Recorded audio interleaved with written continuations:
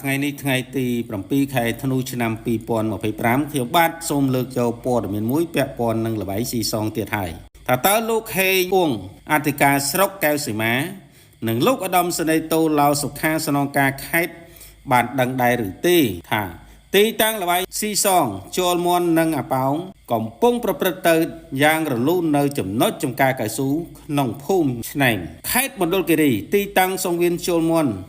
និងអាប៉ោងមួយកន្លែងនៅចំណុចចំការកៅស៊ូក្នុងភូមិឆ្នែងឃុំស្រែខ្ទុំស្រុកកៅសីមាកំពុងបើកដំណើរការទៅយ៉ាងរលូននិងប្រមូលផ្ដុំក្រុមញៀនល្បែងមកគ្រប់ទិសទីចូលទៅចាក់ភ្នាល់ដោយសេរីខណៈលោកហេងអ៊ួងអធិការស្រុកនិងលោកឧត្តមសេនីយ៍តូឡាវសុខាស្នងការខេត្តមិនមានចំណាត់ការក្នុងការបង្ក្រាបទល់តែសោះនោះបើយោងទៅតាមប្រភពពីក្រមអ្នកញៀនល្បែងបានខ្សឹបដាក់ត្រចៀកថាទីតាំងសង្វៀនជលមន់និងអាប៉ោងខ្នាតយក្សនៅក្នុងចំណុចចំការកៅស៊ូឃុំខាងលើបើកលេងស្ទើរតែរាល់ថ្ងៃ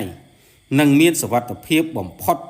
សូម្បីតែសុវត្ថិកិច្ចក្នុងស្រុកខេត្តមិនដែលមកក្បែរដែរព្រោះមានអ្នករត់ការត្រឹមត្រូវ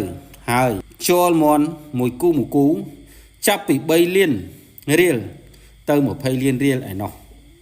នេះអាចបញ្ជាក់ឲ្យឃើញថាខ្មោចស្រុកមិនឲ្យដែរខ្មោចព្រៃក៏មិនហ៊ានចូលដែរចាំមើលថាលោកហេងអ៊ួងអធិការស្រុកកែវសីមានិងលោកឧត្តមសេនីយ៍តូឡាវសុខាស្នងការខេត្តមណ្ឌលគិរីនឹងធ្វើការស៊ើបអង្កេតនិងបង្ក្រាបទីតាំងសង្វៀនជលមន់និងអាប៉ោងស្ថិតនៅចំណុចចំការកៅស៊ូភូមិឆ្នែង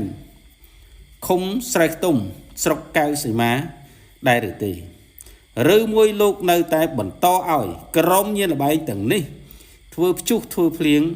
តាមតែអំពើចិត្តមិនខ្វល់ពីភូមិឃុំសង្កាត់មានសុវត្ថិភាពទាំង7ចំណុចដែល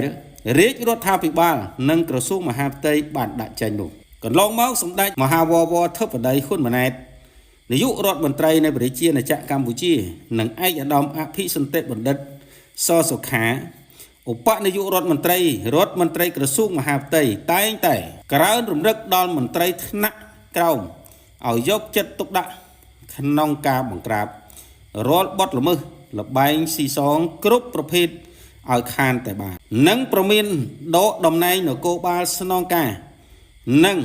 អភិបាលរាជធានីខេត្តណាដែលរក្សាទុកល្បែងស៊ីសងមិនព្រមចាត់វិធានការក្នុងការបង្ក្រាបនោះខ្ញុំផៃសុភ័ណ្ឌពី ODP News